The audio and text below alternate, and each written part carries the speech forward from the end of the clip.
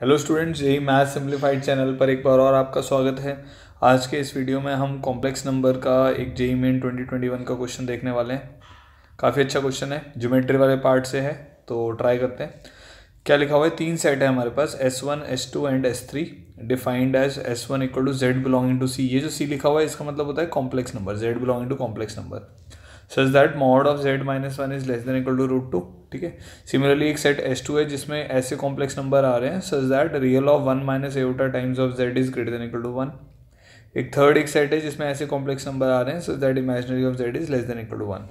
Then we have to find the intersection of S1 intersection S2 intersection S3। मतलब तीनों को draw करके उनके कॉमन पार्ट को हमें देखना है कि उस कॉमन पार्ट में सिंगलटन कह रहे हैं मतलब एक ही एलिमेंट आ रहा है या दो एलिमेंट आ रहे हैं या इन्फाइनाइटली मैनी एलिमेंट्स आ रहे हैं, मतलब इन्फाइन बहुत सारे एलिमेंट्स आ रहे हैं या एग्जैक्टली तीन ही एलिमेंट आ रहे हैं। तो ये क्वेश्चन है हमारे पास। इस टाइप का ऑलरेडी जेईई एडवांस में पहले भी क्वेश्चन पूछा जा चुका है, तो वो काफ़ी अच्छा क्वेश्चन था। ये कंपैरेटिवली उसके मुकाबले आसान है। तो ये काम करते हैं, पहले तो इक्वेशंस देखते हैं कि S1 में हमारे पास क्या इक्वेशन है। तो S1 में मेरे पास इक्वेशन है mod of Z minus one is less than equal to √2। अगर आपने कॉम्प्लेक्स नंबर थोड़ा सा पढ़ा हुआ है तो ये सर्कल की इक्वेशन है। उसमें ऐसा होता है कि अगर z मान लो हमारे पास x प्लस एटा y है तो मॉड z की वैल्यू जो होती है वो होती है under root of x square plus y square. ठीक है। तो mod of z minus one की वैल्यू क्या हो जाएगी मेरे पास, under root of x minus one का whole square plus y square is less than equal to √2।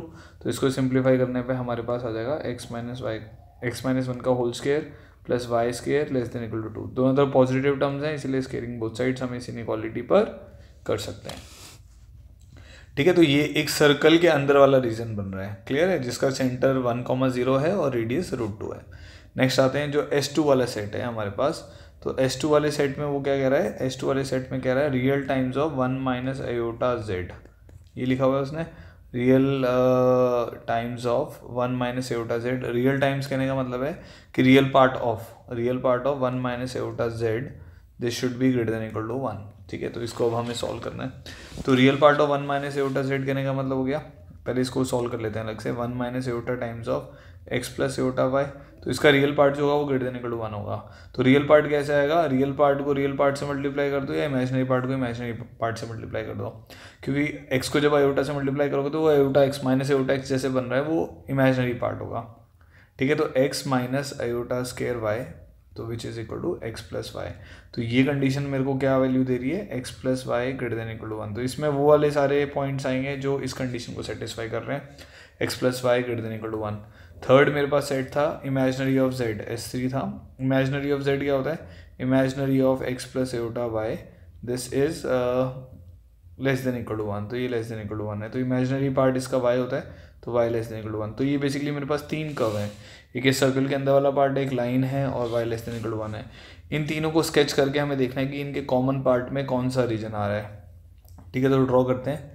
तो सबसे पहले मैं y एक्सिस और x एक्सिस बना देता हूँ। तो ये मेरा से y एक्सिस है और ये मेरा x एक्सिस है। ठीक है। तो ये x एक्सिस हो गया, ये y एक्सिस हो गया, ये माइनस x एक्सिस हो गया और ये माइनस y एक्सिस हो गया।